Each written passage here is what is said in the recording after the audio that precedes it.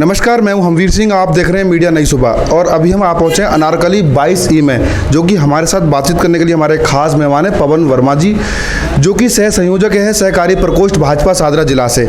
उनसे जानेंगे उन्होंने अपने राजनीतिक और सामाजिक जीवन की शुरुआत कब की, कैसे की, उनका फ्यूचर प्लान क्या है, अभी वो दिल्ली में क्या चल रहा है आप देख ही रहे हैं। तो आपका स्वागत है सर। बहुत बहुत धन्यवाद हमवीर जी। तो सबसे पहले हम जानना चाहेंगे, आपने अपने राजनीतिक और सामाजिक जीवन की शुरुआत कब की, कैसे की, कौन प्रेरणा स्रोत हैं आपके? देखिए, जहाँ तक सामाजिक जीवन का सवाल है तो मैं बाल्यकाल से स्वयंसेवक रहा हूँ। हमारे क्षेत्र में निर्मल पब्लिक स्कूल में स्वर्गीय माननीय पुरी जी बाल शाखा लगाया करते थे और प्राइमरी स्कूल के समय से ही हम इस विचारधारा से जुड़े रहे और जो भी समाज के काम थे हम करते रहे। और जहाँ तक राजनीतिक जीवन का सवाल है, अगर आप एक्टिव पॉलिटिक्स की बात करें तो बहुत ही छोटा सा सफ़र है अभी प्रारंभ किया, मगर विचारधारा और राजनीति के साथ जुड़े हुए हमें वर्षों हो गए हैं।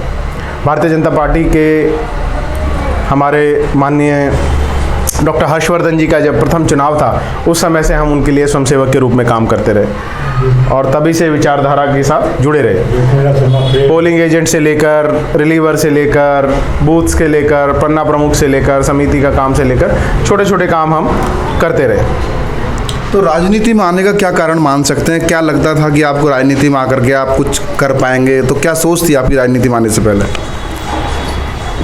राजनीति में आने का जो एक डिसीजन था, जो एक निर्णय था, वो मेरा अकेले का नहीं था जी। मेरे साथ हमारे अध्यक्ष जी RWA के कमल किशोर जी बैठे हैं, रामचंद्र भाई बैठे हैं और जितने भी मोहल्ले पड़ोस के लोग थे वो सब चाहते थे कि पवन भाई आपके जैसी प्रोफाइल के व्यक्ति को भी आगे बढ़ना चाहिए और इन लोगों के बार बार कहने पर मैंने ये प्रयास थोड़ा शुरू किया। जी पवन वर्मा जी, अभी मानते हैं कि चुनाव थोड़े पीछे हो गए हैं, चुनाव तो लेकिन होंगे ज़रूर। तो आपके 22 नंबर वार्ड में क्या मूलभूत समस्या हैं जो अगर चुनाव होते भी हैं, आपको टिकट भी मिलता है और जनता आपको चुन के भी लाती है, तो क्या समस्या हैं जो उनको आप दूर करेंगे? देखिए, निगम के कार्यक्षेत्र के अंतर्गत जो समस्याएं तो बहुत हैं, मगर अधिकतर समस्याएं दिल्ली सरकार से जुड़ी हुई है जिनके ऊपर काम नहीं हो रहा। जैसे मुख्य समस्या है वो है पानी की, सीवर की। पानी क्षेत्र के बड़े हिस्से में वार्ड के अंदर लगभग 60,000 वोट हमारे यहाँ हैं, 60,000 प्लस वोट हैं। अभी दोबारा सेंसस होगा। सबसे बड़ी समस्या पानी की है। बड़े हिस्से के अंदर सीवर की समस्या बहुत बड़ी है। सफाई को लेकर MCD ने बहुत अच्छा काम किया है। अब ये रेगुलर यहाँ पर टिपर आते हैं, कूड़ा लेके जाते हैं, दिन में 3-3, 4-4 बार चक्कर लगते हैं, तो जो कूड़े के ढेर पड़े रहते थे वो अब नज़र नहीं आते हैं। नालियों की समस्याएं कम हैं, मगर सबसे बड़ी समस्या है वो है पानी की और सीवर की।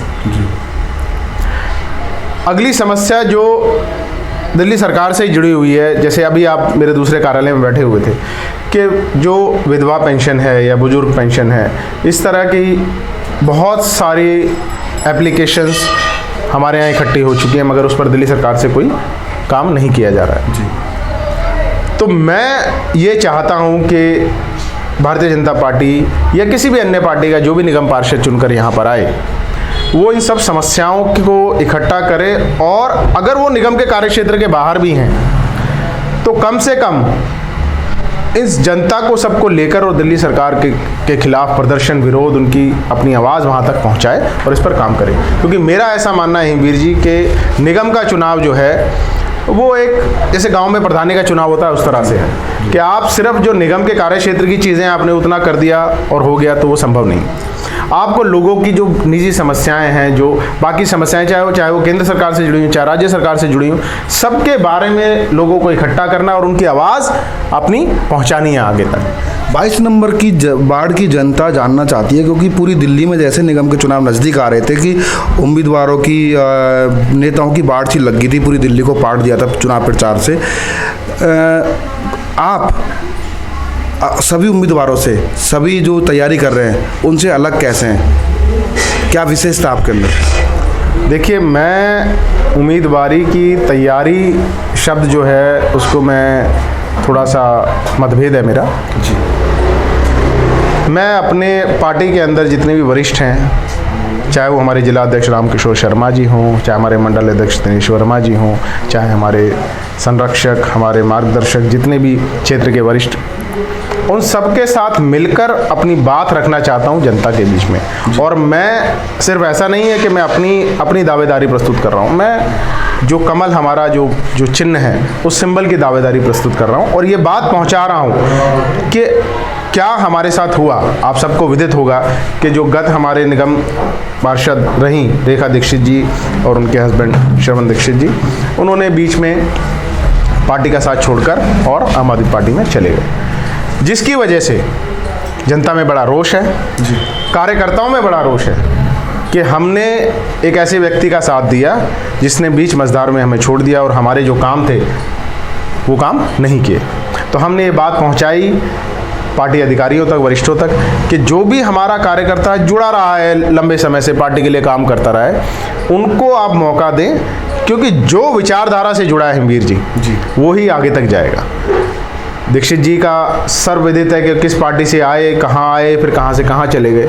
तो ये एक वैचारिक मतभेद था जिसको हम दूर करना चाहते हैं। जी, दूर करना चाहते हैं। जी, अभी हाल ही में जो लोग आपको देख रहे हैं, आप उनसे क्या वादा करना चाहेंगे? सबसे अगर चुन के आते हैं आप, लोग आपको लेके आते हैं, तो क्या 3 काम बड़े करना चाहेंगे सबसे पहले, और उनसे क्या वादा करना चाहेंगे आप?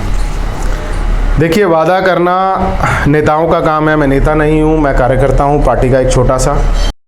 और मैं सिर्फ इतना आपके चैनल के माध्यम से कहना चाहूँगा कि जो भी दर्शक इसको देख रहे हैं, सुन रहे हैं, कि अगर कमल हमारा प्रत्याशी है और अगर कमल दोबारा आप उसको चुनते हैं, तो जिन विषयों पर मैंने बात की, चाहे वो क्षेत्र के लोगों की समस्याओं को अलग अलग महकमों तक, अलग अलग लेवल तक लेके जाने का मुद्दा है उस पर, चाहे क्षेत्र में सफाई का मुद्दा है उस पर, चाहे क्षेत्र में आवारा कुत्तों से संबंधित जो समस्याएं हैं, कुछ बच्चों को यहाँ रेगुलर प्रॉब्लम आ रही है, काटा जा रहा है, उसकी समस्याएं हैं, यानी ऐसी जो भी निगम से संबंधित समस्याएं हैं वो, और प्लस उनकी समस्याओं को आगे तक पहुँचाना, चाहे वो दिल्ली सरकार की हो या केंद्र सरकार की हो, उस विषय में हम आपके साथ तन मन धन के साथ हमेशा उपस्थित रहेंगे।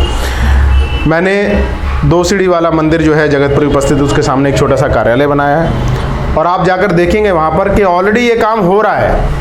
हम ऑलरेडी जनता की मदद कर रहे हैं, जिन जिन समस्याओं से वो जूझ रहे हैं, चाहे वो उनका ऑनलाइन किसी समस्या का काम हो, किसी को आधार कार्ड में कुछ अपडेट कराना है, पैन कार्ड में अपडेट कराना है, वोटर आईडी कार्ड नहीं बन रहा है, पेंशन के लिए अप्लाई करना है, तो जो भी इस तरह की चीज़ें हैं हम उनकी मदद कर रहे हैं और उनकी बात को आगे तक पहुँचा रहे हैं। हाल ही में दिल्ली में आप देख ही रहे हैं, एमसीडी में भी कितना घमासान हुआ आम आदमी पार्टी के नेताओं में और भाजपा के नेताओं में। जो स्थिति है इस समय राजनेताओं की, क्या कहना चाहेंगे इस पर आप? बड़ी दुर्भाग्यपूर्ण स्थिति है। मेरे हृदय में बड़ी पीड़ा है उस सीन को देखकर। उस दृश्य ने एक बात सोचने पर हमें मजबूर किया है और हम सब जितने भी आपके चैनल के माध्यम से लोग देख रहे हैं, ये जानें और देखें कि राजनीति का स्तर इतना क्यों गिरा है कुछ सालों में। अगर आप देखेंगे कि गत वर्षों में जब से आम आदमी पार्टी की सरकार बनी है, किस तरह का वक्तव्य दिए जाते हैं, जो राजनीतिक भाषा है उसका स्तर कितना गिर गया है और एक जो मोरालिटी थी उसका कितना ह्रास हुआ है, नैतिकता का। और जो आपने दृश्य देखा निगम के अंदर, ये उसका एक रिजल्ट है। हाल ही में हमारे देश में हिंदू मुस्लिम करके बांटा जा रहा है एक दूसरे को, द कश्मीर फाइल के ऊपर आप देख ही रहे हैं, तो क्या कहना चाहेंगे इस पे?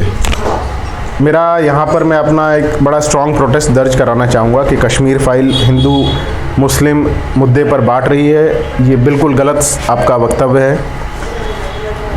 द कश्मीर फाइल आपके इतिहास के कुछ पन्नों की दास्तां है, कुछ पन्नों की, यानी कश्मीर फाइल ने जो आपको सत्य दिखाया जो आज तक आपसे छुपाया गया। और मैं सबसे सारे देशवासियों से अपील करता हूँ कि एक बार ज़रूर देखें, एक बार ज़रूर देखें। आप गिरजा जी की, टिक्कू जी की आज जो दास्तान देखें, जो सत्य है, जो कानूनी फ़लसफ़ों में दर्ज है, आप उसको पढ़ें, देखें, समझें। ये इतिहास का, और आपने जो दर्द उसमें देखा कश्मीर फाइल में, वो मैं नहीं मानता कुछ प्रतिशत से ज़्यादा नहीं है जो वाकई वहाँ पर हुआ है। तो ये हिंदू मुस्लिम को बांट नहीं रही है, आपको सच्चाई दिखा रही है, मगर समाज का कुछ दर्जा ऐसा है जो उसको उस तरह से प्रस्तुत करना चाह रहा है। जब तक हम सच्चाई को मानेंगे नहीं, तब तक हम उसके साथ आगे बढ़ नहीं सकते। सच्चाई मानना पड़ेगा, तभी हम उसके साथ कॉम्प्रोमाइज़ कर पाएंगे। वर्मा जी, जो लोग आपको देख रहे हैं चलते चलते उनसे क्या अपील करना चाहेंगे, क्या मैसेज देना चाहेंगे? मैं यही कहना चाहूँगा कि देश के इतिहास को समझें, जो इतिहास आपको नहीं दिखाया गया उसको समझें। मैंने पहले भी एक चैनल के माध्यम से कहा कि द कश्मीर फाइल की जो जड़ें हैं वो द ताशकंद फाइल में हैं। विवेक अग्निहोत्री जी ने एक और फिल्म बनाई थी, द ताशकंद फाइल। आप सब उसको भी देखें और देखें कि किस तरह से आपके देश के साथ धोखा हुआ और जिसका फलीभूत हुआ कश्मीर से कश्मीरी पंडितों का पलायन, जो पूरे विश्व में अपने आप में एक यूनिक एग्जाम्पल है कि देश के अंदर इस लेवल का इंटरनल माइग्रेशन कभी नहीं देखा किसी पूरे विश्व के अंदर। जी, आगे बढ़ना है, देश की अगर तरक्की चाहते हैं, हम सब विकास करना चाहते हैं, तो इन सब चीज़ों से हमें पहले इनको समझना पड़ेगा, इनसे समझौता करना पड़ेगा। अगर आप एक चीज़ को ढक कर रखेंगे चादर के नीचे, हम आगे नहीं बढ़ पाएंगे। तो समझें इतिहास को और विकास के साथ सबको जोड़ना है। जैसे माननीय प्रधानमंत्री नरेंद्र मोदी जी हर बार कहते हैं, सबका साथ, सबका विकास, सबका प्रयास। यानी सबको प्रयास करना है, सबको साथ लेके चलना है और सबका विकास करना है। तो मैं आपके चैनल के माध्यम से पुनः यही कहूँगा कि जो भी आपके दर्शक इसको देख रहे हैं कि सब देश के विकास के मुद्दों को समझें और उस पर मिलकर काम करें। धन्यवाद हमसे बात करने के लिए। बहुत बहुत धन्यवाद मुझे। तो ये थे आज के हमारे खास मेहमान पवन वर्मा जी। फिर आऊँगा किसी खास मुद्दे पे बात करने के लिए किसी खास मेहमान के बाद। साथ मैं हम्बीर सिंह, मेरे सहयोगी देव गोस्वामी के साथ मीडिया नहीं